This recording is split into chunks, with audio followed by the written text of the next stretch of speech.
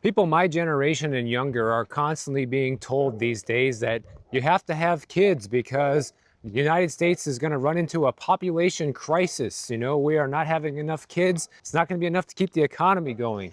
God forbid, it's not enough to keep the economy going, right? Well, a lot of people who have been having kids are finding out it is not the whimsical dream that they thought they signed up for.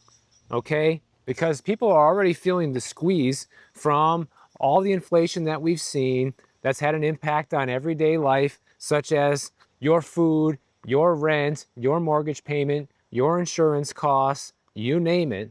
But if you're a parent, it's all of that stuff amplified times 10 because you got to pay for all that stuff for your kids as well. And a lot of parents right now are saying that they are completely overwhelmed being a parent. In fact, over 80% of parents these days say that the cost of raising kids is completely out of control. In a recent survey of 2,500 Americans by BMO Financial Group, 71% of parents with children under 18 years old said that they felt overwhelmed by their financial responsibilities compared to 54% of parents without children at home, meaning that the kids are already old enough and out of the house. But even still, 54% of people with kids, even once the kids aren't living with them anymore, it's still a lot. They're still feeling that financial squeeze. And by the way, I'm walking down Gelder Street in Tiburon, California. So parents today are reporting feeling significant financial pressure, but a lot of them are stepping up to the plate and setting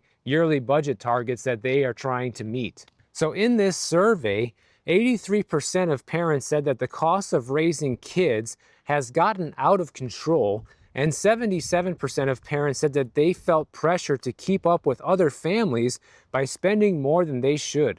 Oh man, nothing like keeping up with the Joneses, huh? 77% of parents feel like they have to keep up with the Joneses. That is like so sad and pathetic, man, when I really think about it. I guess things have probably always been like that, but I think the FOMO these days is so much more real than it ever used to be, probably due to social media, because even parents use social media and they see all of their friends taking their kids on vacations and buying them stuff or whatever, and they want to do the same.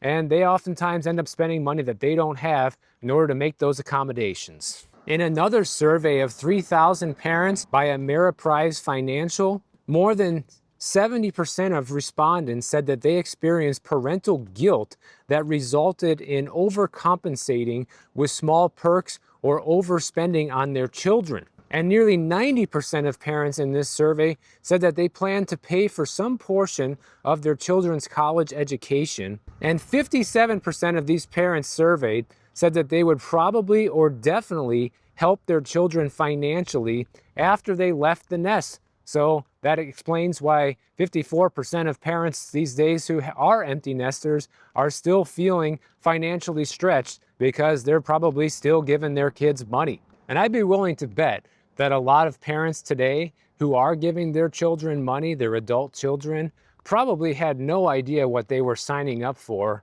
when they became a parent, 20 or 30 years ago, because back then the cost of living was not outrageous, and as long as you had a good job, you could reasonably expect to keep up with it, but that is simply no longer the case.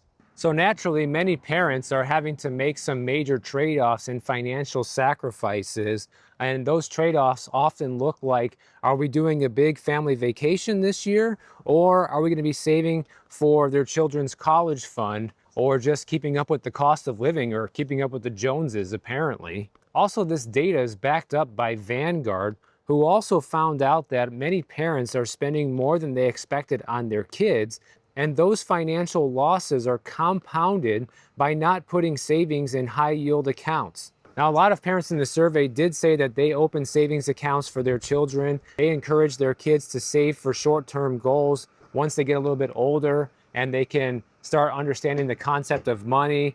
More than half of parents said that they pay their kids an allowance, and a whopping 96% of parents said that they used the tooth fairy to give their kids a few extra bucks now and again. And I can say that I definitely received those things when I was a kid. I actually used to look forward to pulling out a tooth and getting the tooth fairy money. I thought that was super fun when I was a kid. And I actually still have some of my Tooth Fairy money, believe it or not. $2 bills and, you know, half dollars and the silver dollars and stuff that you used to get was pretty cool. And I saved that stuff. I think an allowance is cool too for kids to start understanding budgeting and understanding how money works. But I do think that your kids should earn the allowance, okay? You know, they need to do some chores around the house. I know I certainly had to in order to get an allowance, and I was happy to do it. You know, I always wanted to work from a young age. And I think having that set up when I was young really instilled the work ethic in me that I have today, which allows me to show up for you guys 6 days a week relentlessly here on YouTube without missing a beat. And just like when I was a kid earning my allowance money, I'm happy to do it. I enjoy doing this. I like showing up for this every week, and I feel the incentive to work. But you're probably especially feeling this pinch if you are a parent in Florida, because Florida has just been named the second most financially distressed state in the United States. And we're not talking like the state budget, we're talking the citizens, the people of Florida, and how much they're feeling the financial squeeze to actually live in Florida. According to a recent Lending Tree survey, 25% of buy now, pay later users have used these loans to buy groceries. That's already not good. But some states are struggling more than others. And people in Florida are suffering the second most out of any state in the country, only second to Texas, which I find interesting because both Texas and Florida are the two largest pandemic boom states that most people move to. And that's exactly why so many people are struggling now, because too many people moved to these areas during the pandemic, driving up the cost of living to an unsustainable number that now everybody is forced to pay, and that cost of living increase is now permanent.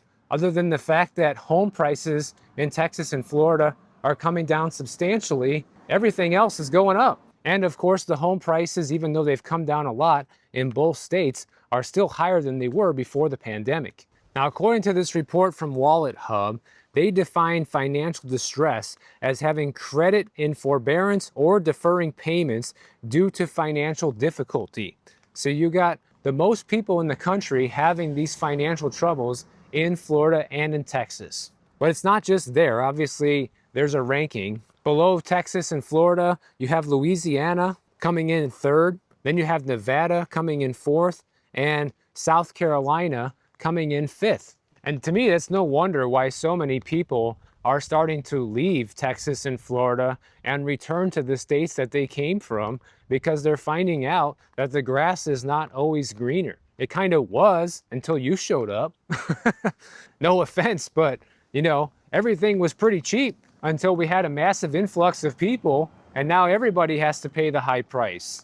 So even people who've lived in these areas for decades or maybe even their whole lives are being forced to leave now. And things are probably just going to get worse from here, because now that the tariffs that Donald Trump has put into place have been ruled unconstitutional by the appellate court, it's looking like all the tariffs that have been put on by the Trump administration are probably going to have to come to an end at some point once this gets shot down for good. And if it does, this is going to create big problems for Americans, because the tariffs themselves were already a problem when it came to the increase in cost of living. But since the tariffs have been having a positive effect on the deficit, not only are we not going to have that positive effect anymore, but we're going to have to repay all of the tariffs that have been collected. And because of this, we saw Treasury yields jump earlier this week to almost back up to 5% for the 30-year Treasuries. And here's the problem. If we end up having to give back all the money that's been collected from the tariffs, then this is going to cause Treasury yields across the spectrum to surge. You're going to see the 2-year, the 10-year, the 30-year Treasury all surge, which means that borrowing on everything is going to get more expensive, particularly buying a car or obtaining a mortgage. Those rates are going to soar.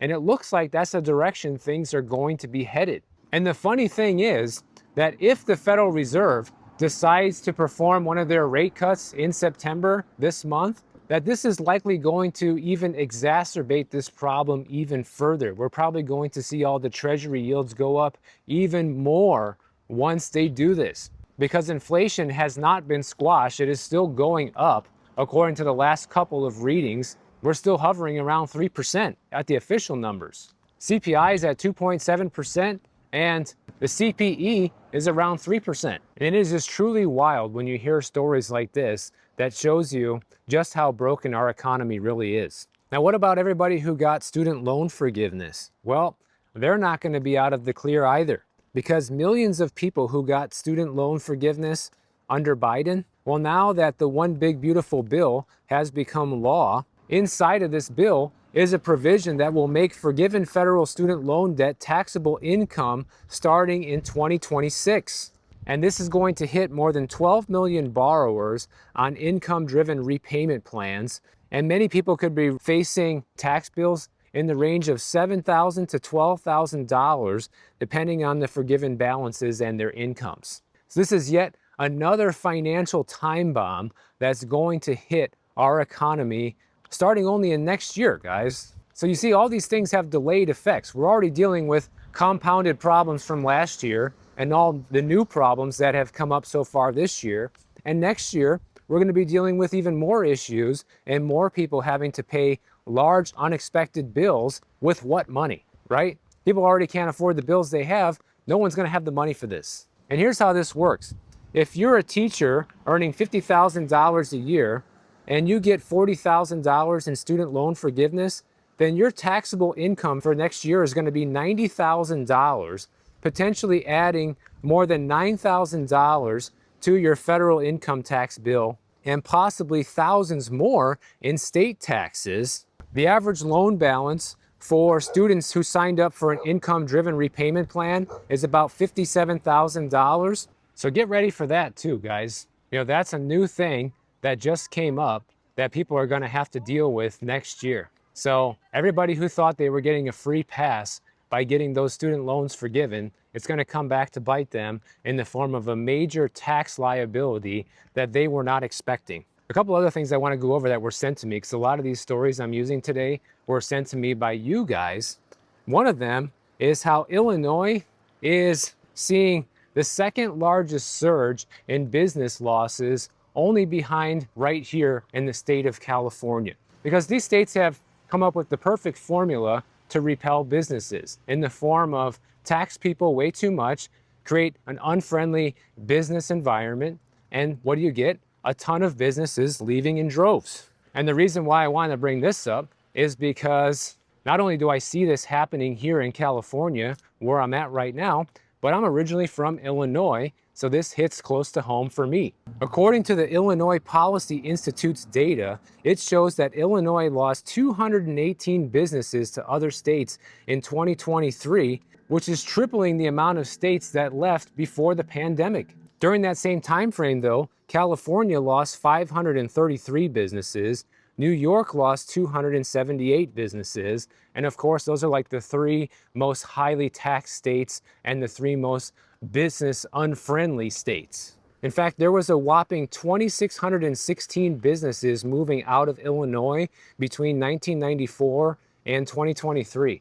And I swear, every time I go to Illinois to visit family and drive around places that, I used to go when I was a kid, you see like half of everything is closed now, guys. I mean, literally, it is bad. I made that mall video a couple of years ago. The mall I used to go to as a kid is like a shell of what it used to be, but so is the whole town, really, when you look around and you see just how many businesses that used to be there when I was growing up are just shuttered down and nothing came in to replace it, which is not a surprise when you look at this report. And guess who's been gaining the most businesses? Florida came in the top spot with the most businesses gained in 2023 at 503 businesses gained, followed by Tennessee at 158 businesses gained, and South Carolina gained 149, and Texas gained 125. And all of these states, except for South Carolina, are states that have zero personal income taxes as well, which is another business-friendly thing, because if you're a business owner and you earn a decent amount of money, the last thing you want to do is pay more tax on that income. And for the businesses that haven't left yet, of course, they're using AI to wiggle their way out of paying people as much as possible. In fact, Salesforce just announced that they have cut 4,000 customer service jobs due to AI. Salesforce is right here across the bay in San Francisco.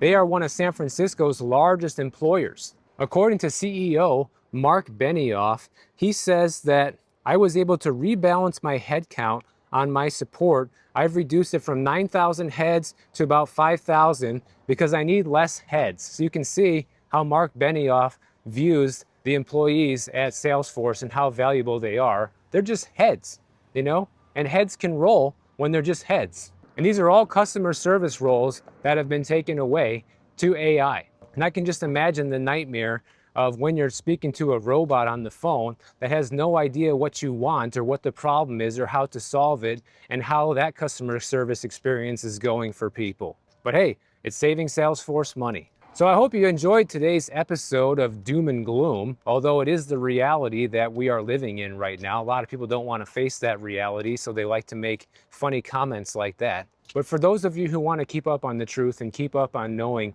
what's going on out there, I appreciate you watching my channel. And if you enjoyed this video, make sure you subscribe to this channel. And if you don't want to wait for my next video to come out, check out this one on the screen right over here, and I'll see you in the next one.